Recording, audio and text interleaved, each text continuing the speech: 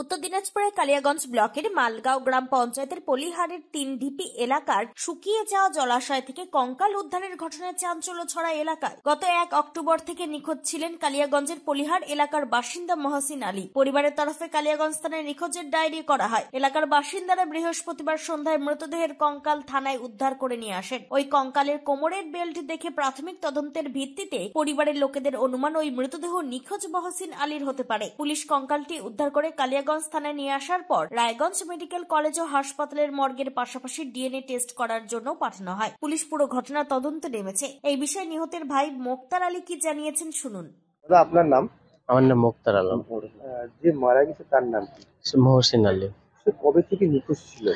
সে মোটা অক্টোবরের ১ তারিখ থেকে ১ তারিখ রাত্রে থেকে ওকে খোঁজ পাওয়া যায়। মিসিং ডায়েরি করিয়েছিলেন? হ্যাঁ, মিসিং ডায়েরি করেছিলাম ৩ তারিখে। কিভাবে উদ্ধার হলো?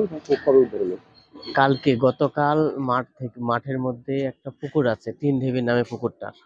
তো এমন আমার বাড়ি থেকে মোটামুটি ১ কিলোমিটার ডিস্টেন্সে।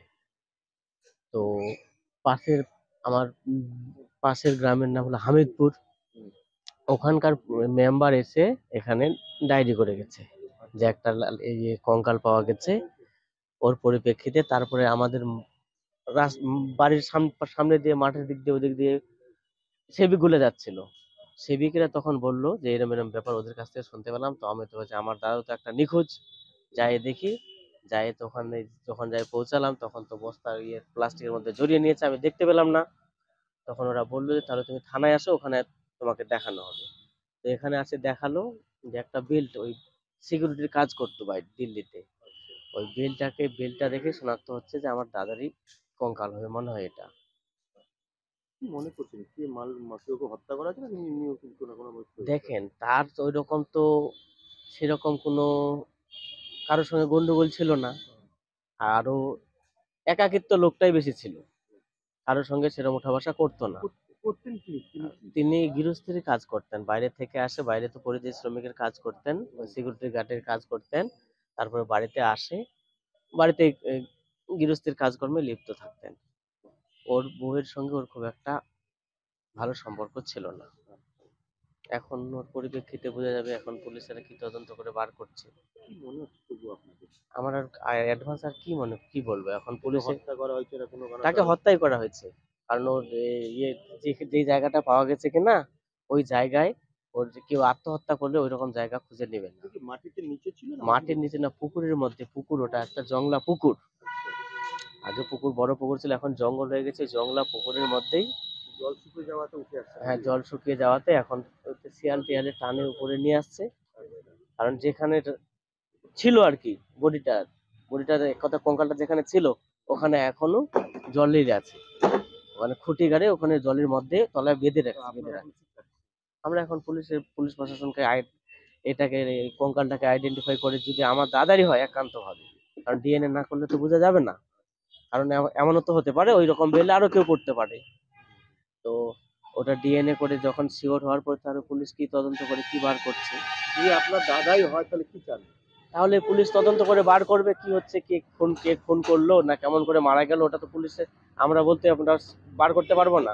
আপনি যে বললেন আপনার বৌদির সাথে হ্যাঁ, সম্পর্ক ভালো না। কি মনে হয় বৌদির এখন ওরই কোনো চাল হতে পারে, এটাও বলা যেতে পারে। অ্যাডভান্স তো বলা যায়, এখন পুলিশে সবকিছু বার করবে তথ্য। এই প্রসঙ্গে স্ত্রী নূরজাহান খাতুন কি বলেছেন শুনবো।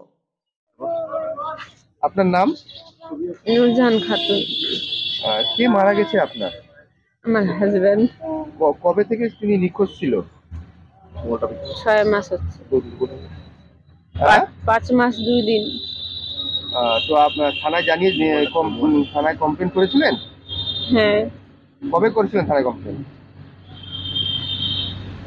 10 দিনে। 10 দিনে? কোথা থেকে তার স্বামীকে পাওয়া গেল আপনার? আমাদের মাঠে। কিভাবে পাওয়া গেছে? কঙ্কাল হিসেবে পাওয়া গেছে। যে আপনার স্বামী ওর পরনে একটা বেল ছিল, একটা হাফ প্যান্ট পরেছিল। সেই অবস্থা পাওয়া গেছে। ওটা কিভাবে জানতে পারলেন ওখানে আছে? আমি জানিনি। আপনাকে জানানো হয়েছে? কে হ্যাঁ। জানিয়েছে? আমাদের গ্রামের একটা বৌদি আমাদের বাড়িতে ওখানে আসে, দাঁড়া দেখছে। তো ওখানে বৌদিকে বলছি কি হয়েছে ওইদিকে, তা বলছে ওখানে একটা বলে বডি পাওয়া গেছে কঙ্কালের মতো। তারপর আমি যাই রাস্তা দিয়ে, যাতে যাতে দেখি যে একটা গাড়ি পুলিশের একটা ভাস্তা লাগাল হলো। বলছে ওটা আমার পুলিশের গাড়ি বাবা। বলছে হ্যাঁ পিসি ওটা পুলিশের গাড়ি। আমি যাতে নিয়ে চলে আসি। আপনার কি সন্দেহ হচ্ছে, কি কেন ওইভাবে কেন মৃত্যু হলো তার?